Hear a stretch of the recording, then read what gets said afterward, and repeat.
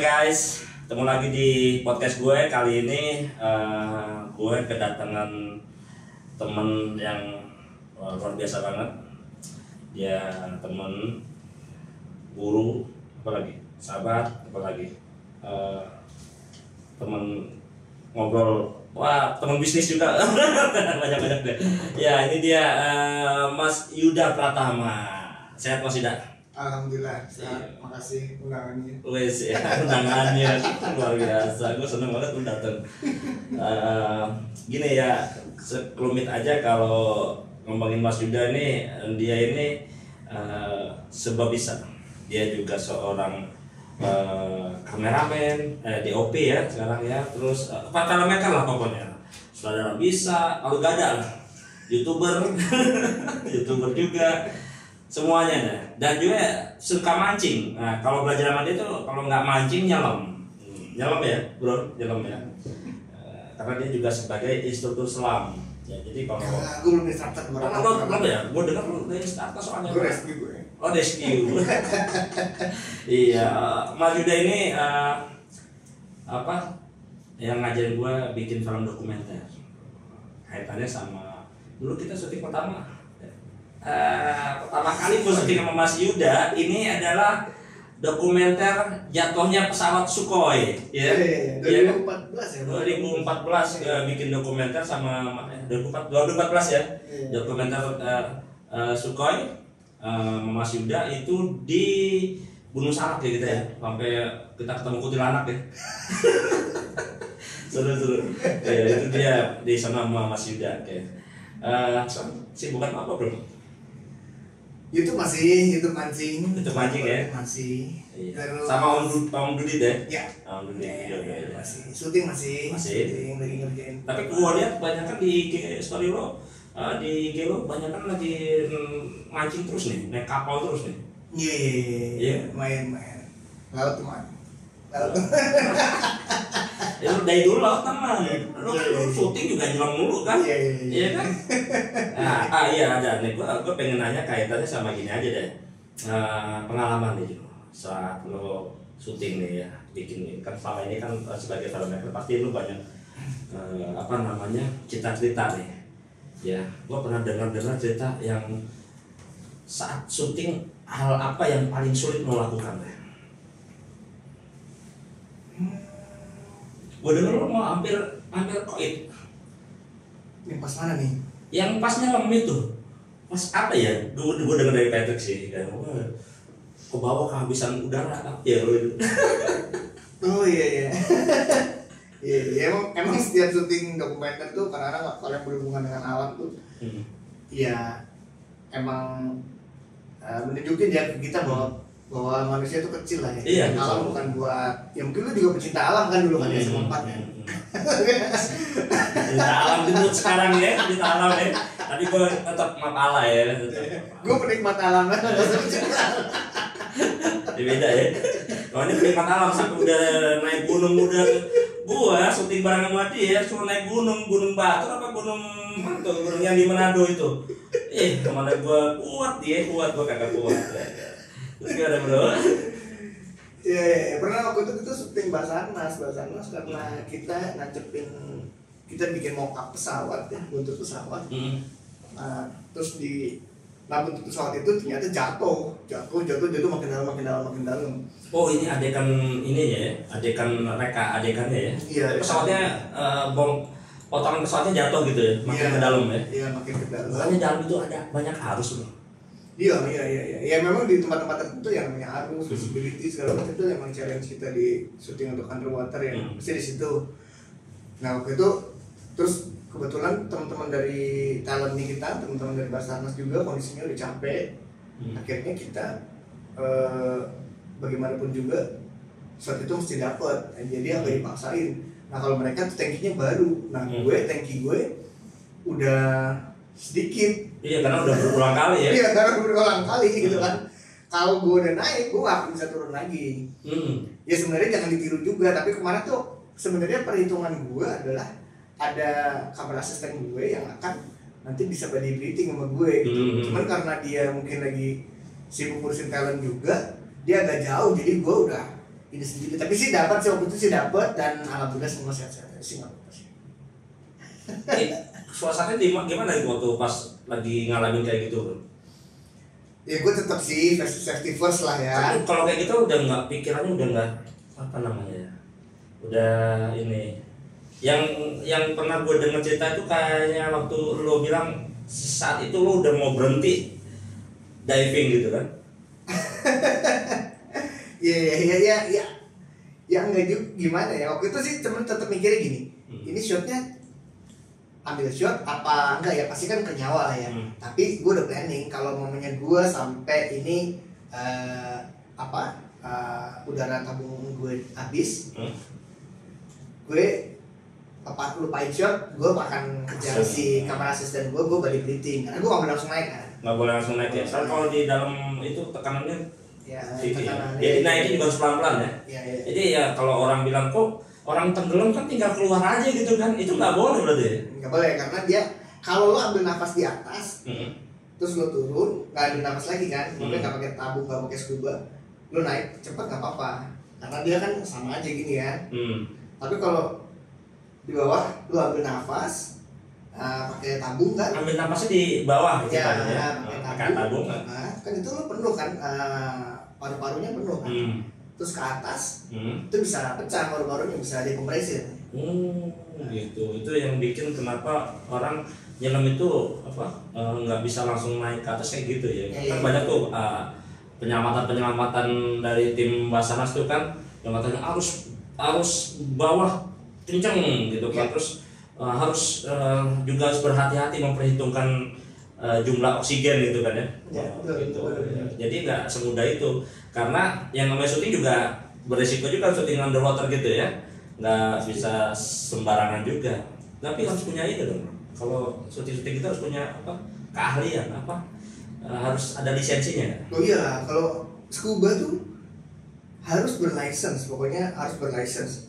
Artinya dan minimal paling tidak kalau kita ngambil pekerjaan underwater ya, syuting underwater paling tidak sertifikasinya advance, minimal itu. Karena tuh dia tata fotografi juga gitu kan, itu lanjutan kan. Kalau di darat nanti baru tata fotografi bawah air itu akan lebih jelimet lagi gitu. Ada kayak turunan warna, kalau di 8 meter nih warna merah udah mulai jadi orange nih. Ini gimana nih?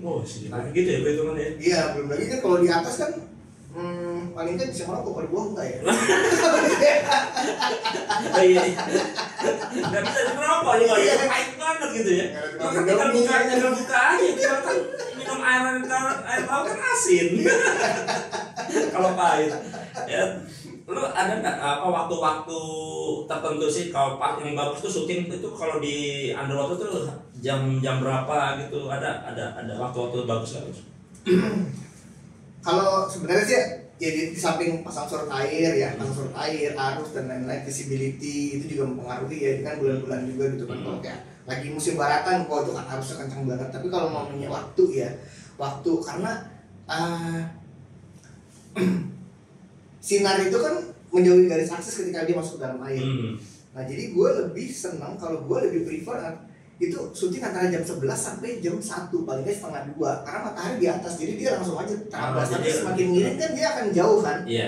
Nah, belok kayak waktu dulu kita sekolah ada pensil dimasukin dalam gelas gitu kan. Jadi ya. Lebih kayak gitu sih. Jadi kalau menurut gue prefer antara jam 11 sampai jam 1 lah, pas setengah 2 paling enggak, itu cahaya yang paling asik gitu loh. Bisa segala kemungkinan, bukannya di luar jam itu jelek juga enggak, tapi tergantung gimana kita gitu kan. Iya. Jadi lo tuh DOP yang juga bisa gue sebut tuh DOP bersentuhan dengan alam. Kalau gue lihat sih gitu. Karena perlengkapan lo lengkap banget bro. Maksudnya gini, gue ingat banget syuting jatuhnya pesawat Sukhoi itu ya, waktu sama lo tuh ya. Kita bareng-bareng ke Gunung Salak tuh ya. Itu kan dingin banget bro di atas tuh. Lo bisa kuat, gue kagak kuat, gue aja kena angin aja udah masuk angin lo. Lo ya, gue syuting di Aceh waktu sama masih Bang Ari kan, angin laut kenceng tuh malam tuh, gue langsung ngumpet kan, langsung balik. Tapi lo daya tahan, lo menjaga itu, maksud gue lo kuat banget tuh untuk daya tahan tubuh lo dalam hal ini. Iya. Olahraga lo? Ya juga sih. Apa karena kebiasaan aja kali ya, kebiasaan ini ya? Kebiasaan memang udah biasa kayak gitu, jadi udah kayak nggak perlu lagi ini. Ya mungkin gue mencoba menikmati aja, lu menikmati alam. Iya, tapi lu bukan pencinta alam ya? Aku tidak, gue menikmati alam aja. Karena kalau di Jakarta kan, pengen dingin nih, pengen nyalain AC gitu ya, karena panas banget gitu kan. Terus sekarang AC udah dingin gitu, kayak waktu kemarin kita di Ciwidey gitu, di mana gitu kan, lagi AC ini nggak bayar nih. Jadi AC dari itu kan menikmati aja gitu kan. Syuting sama dia di Ciwidey jam 3, suhu udaranya udah minus ya. Wah, ampun deh di Ciwidey itu. Aduh, iya. Aneh, gua juga sekarang kan sebagai apa istilahnya? Pekerja film ya. Ini suasananya kan lagi kayak gini nih. Lagi pandemi gini. Udah 2020 sih. Ada pengaruh nggak sih buat pekerja film sih? Sangat berpengaruh gitu, karena kita teman-teman di film ini yang mau yang drama, mau yang dokumenter, mau yang iklan gitu ya. Ini juga ya kebetulan gue salah satu anggota Indonesian Cinematographer Society, komite ketiga ya, keselamatan kerja. Jadi kita banyak terima informasi juga lah dari teman-teman. Ya emang semuanya survive ya, emang bukan cuma di film doang sebenarnya sih, kena ke seluruh lapisan lah ya, semua bisnis apa kena. Tapi apalagi kayak kita gini kan kayak syuting kan harus di ruang terbuka dan bergerombol ya kalau syuting. Ya, kebetulan cuma 5 orang nggak boleh. Nah itu gimana gitu kan? Nggak mungkin. Kamera, asisten, pengawal udah talentnya belum. Kan? Syuting aja udah 100 orang ya kan, kalau bikin film apa bikin sinetron kan udah banyak itu ya. Jadi pengaruhnya gede banget ya. Sangat besar gitu kan. Talent juga kan mereka pasti harus bersentuhan, harus makan bareng atau betul, dan gue bikin ketawa tuh. Gue pernah nonton film apa di TV nasional ya, film kerajaan pakai masker. Rajanya pakai masker. Iya. Gue baru tahu zaman dulu ada masker. Tapi ya gimana, harus dilaksanakan prokes kan ya. Iya. Mungkin juga pertimbangannya adalah ya emang akhirnya menganulir kebenaran dan estetika mungkin untuk mempertahankan yang lain, kayak mungkin untuk supaya krunya bisa tetap dapurnya ngebul, mungkin kayak gitu. Jadi banyak kan pekerja film saat situasi pandemi gini yang udah nggak bisa syuting segala macam, terus mereka melakukan apa ya? Karena kan nggak bisa, kreativitas nggak bisa ditahan bro. Ya banyak sih jadinya jadi nge-YouTube. YouTube ya? Jadi YouTube terus tapi kan media juga bro, media aktualisasi. Jadi kan sekarang kan media kan nggak harus bioskop. Ya kan pekerja film kan nggak harus biarkan, nggak harus televisi. Betul. Ya kan sekarang udah ada media YouTube, TikTok dan lain-lain kan. Iya kan. Nah itu juga kita support banget, artinya kita masuk gue sendiri juga bermain di YouTube juga gitu ya. Karena kalau dulu kan mungkin zaman gue kuliah ya placement kalau nggak di bioskop di TV ya kan. Sekarang kan placement udah ada internet, ada TikTok, ada segala rupa, itu banyak macamnya kan. Sekarang tinggal kreatif. Kalau kita dulu bikin gini tuh nanti mau tayang di mana? Sekarang kan gue udah punya channel sendiri kan, bisa beli TV. Kayak gitu kan. Udah tuh web series itu sekarang larinya ke situ. Web series ya betul. Segala macam. Tapi pengaruh banget ya. Coba kalau zaman pandemi gini nggak ada medsos ya, nggak ada YouTube, nggak ada yang lain-lain ya. Kayaknya gimana gitu kan? Iya, sekarang di rumah yang lamun aja asik kan. Nah itu dia. Jadi tapi aktivitas kayak ngajar-ngajar masih nggak bro? Masih, tapi daring ya. Daring ya. Ya karena gue ada workshop atau apa gitu, kayak sekarang nih gue mau ada workshop juga sama Kemdikbud gitu kan tentang kamera, tentang membuat film pendek sih, mungkin simple scene dari dokumenter dengan museum batik itu, tapi daring untuk anak-anak SMP itu. Beberapa kali juga jadi pembicara ya untuk mahasiswa atau segala macam juga daring sih sekarang. Karena mereka juga dari kampung halaman masing-masing kan banyak yang ngekos di Jakarta atau di tempat universitas masing-masing, terus karena pandemi gini ya mereka kembali lagi ke karena bayar kos atau segala macam ya lumayan begini. Tapi masih tetap aktivitas itu masih terus berjalan ya, mahasiswa. Dulu kan mahasiswa lu IKJ ya sebenarnya. Dari IKJ, dari isi apa dia kan? Institut segala macam kan ya. Terus kalau sekarang nih kan udah perubahannya udah gitu banget nih. Sekarang tadi lu ceritakan kalau sekarang banyak orang beralih dari YouTube. Sekarang jadi YouTuber kan, gara-gara pandemi jadi YouTuber kan. Jadi YouTuber dia, tapi YouTubernya emang YouTuber yang manfaat. Kan kalau gue lihat kan channel lu kan wah itu apa pengetahuan tentang mancing ya. Itu udah disertai dengan apa profesi sebagai seorang filmmaker juga seneng mancing, jadinya klop banget kan ya. Iya. Ceritain pertama lo bikin YouTube gimana tuh? Ya karena emang pikir pertama hobi mancing, terus gua kenal Adit juga, gitu kan. Terus ada teman kita satu lagi Patrick juga, gitu kan. Jadi kita bertiga ngobrol, kita bikin apa nih? Yuk bikin YouTube aja tentang mancing. Ayo deh, ya udah kita coba. Tapi sampai sekarang sih masih belajar untuk mengembangkan karena beda ya antara dokumenter TV sama membuat konten. Iya, lo konsep juga, sutradara juga, ya kan. Yang semuanya serba dirapin sendiri. Yang biasa dulu kan ya lo fokus cuma ke DOP aja. Sekarang kan ya semuanya jadi penulis ini juga ya kan, penulis naskah juga kan. Nggak bisa sembarangan gitu juga kan. Iya, benar. Emang tantangan gue di sini adalah gue punya talent satu lagi adalah ikan. Ikan ya. Iya, karena itu mancing udah pergi jauh-jauh gitu ya, kayak gue pernah ke Alor, tau gak? Ke Alor jauh-jauh. Nggak ada ikan ya? Nggak ada ikan sama sekali. Udah. Tiketnya boncos kan? Boncos. Karena nggak bisa, itu emang real ya. Iya. Nggak, jangan lo kira bawa dari pasar ikan lo tiket di itu kan. Makanya mungkin kan. Iya. Karena ada orang bilang kan, itu ikannya dicantolin ya kalau dapet gede-gede.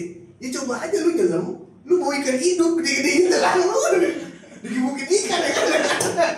Tapi lu pernah gitu kan? Pernah kemarin kalau pernah sempat nggak dapet satu lagi nggak dapet ikan sama sekali. Nggak dapet ikan sama sekali. Itu lautnya tuh keren banget gitu loh, terumbu karangnya terjaga segala macam gitu ya. Nah, tapi memang ada ini katanya banyak masyarakat setempat itu mata pencarian dia nembak ikan. Nah, ada yang bilang kalau nembak ikan gitu bukannya semua dia tembak, tapi ikan-ikan yang lain tuh kabur karena diganggu. Jadi gitu. habis tuh, nah kita waktu itu mancing seharian itu di satu lokasi di Alor, ya sama sekali nggak dapet. Nah penonton kan nggak mau lihat, nggak mau tahu. Pokoknya harus ada ikan. Iya, kalau kita kasih judul mancing tanpa hasil kayak Mancing tanpa hasil. mending isi TTS. Iya. Dan kita nggak bisa memperkirakan ikan apa yang kita dapatkan ya. Iya kan? Iya. Kalau ikannya pas lagi mancing ikannya sama, lah ini udah tayang deh ikannya. Tapi ikan yang paling besar yang pernah lo pancing tuh di channel YouTube tuh ikan apa? Kerapu kertang ya. Di daerah mana tuh lo mancing tuh? Alor, tapi di Alor tapi tempat yang lain. Mau titik yang lain. Ya, spot yang lain itu sih masih ada ruby snapper, ada kerapu kertang gitu. Nah itu sih. Ya seru juga deh. Mancing nggak dapet hasil, bingung juga kan mau ngasih judul apa kan ya. Iya. Itu tantangannya di situ gitu kan, jadinya karena beda sama yang lain kan kayak gini. Orang program masak lah ya, atau kuliner makan-makan. Kan dia makan aja pasti ada. Iya, kan? makan aja. Pasti ada. Iya.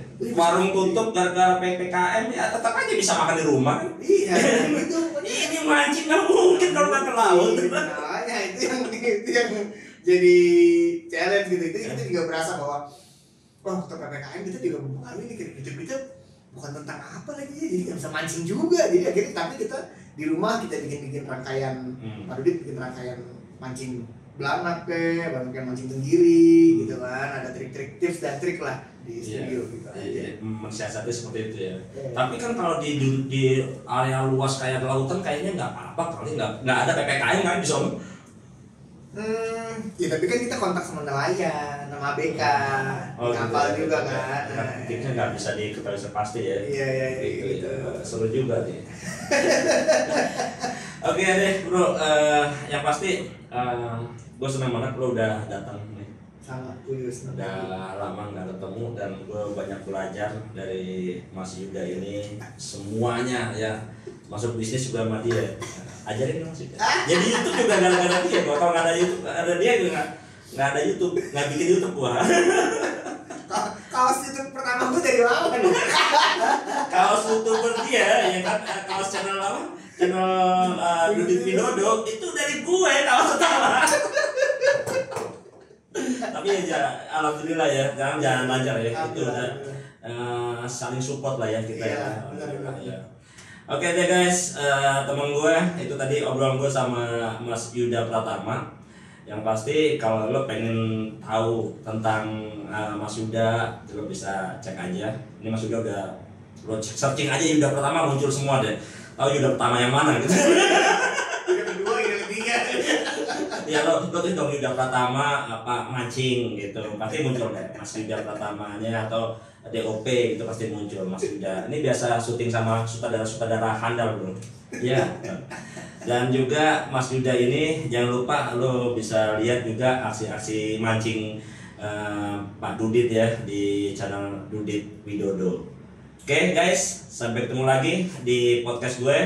Salam sehat selalu.